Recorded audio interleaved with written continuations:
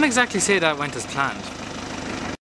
Okay, so I came up with a revised plan, which is pretty simple. The forklift wouldn't pull it on the soft gravel because there was too much rolling resistance, so I just pumped up the two front tyres and same technique again, and it was fine. So I just put a couple of wheel rounds under there. It's partially stripped out already. I'm going to strip the other bits of it because I don't like things lying around the place, and I'm going to strip off what's good and scrap the rest. The rear axle was already taken out of it, including the spring hangers. That's why there's a considerable amount of the chassis missing, which was originally destined for the Hilux. The main thing is just the engine, axle, wings, bonnet, front section. That's about it. That would be the plan. Okay, so let's go. Okay, so last night I decided to put in about an hour at stripping out this Landcruiser, so I got a bit stripped out. Front section, all bull bar bumpers, grills, slam panel, valance, radiator, all that jazz. So I'm gonna take this engine out next, which I think is just one mount there and another mount over the other side. The gearbox is gone, so all the hard work is done really. So just those two mounts really, and whip it off.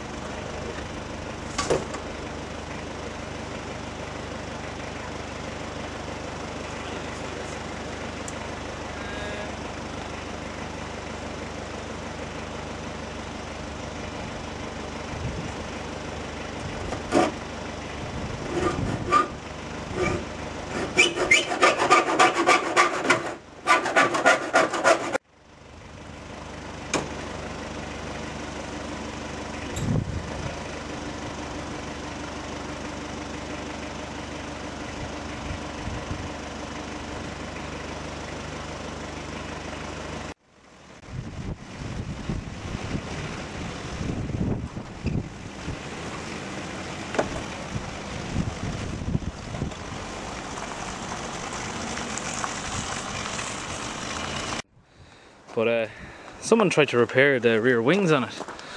Not particularly well, as you can see.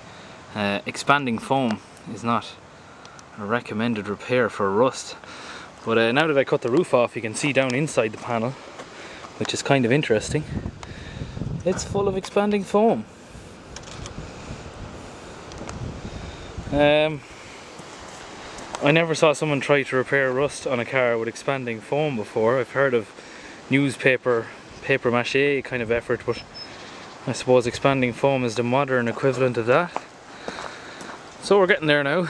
I got that wing off. It was pretty difficult actually to get the wing off, get the other wing off and front axle, and then we're done. Everything else is out. So I'd say another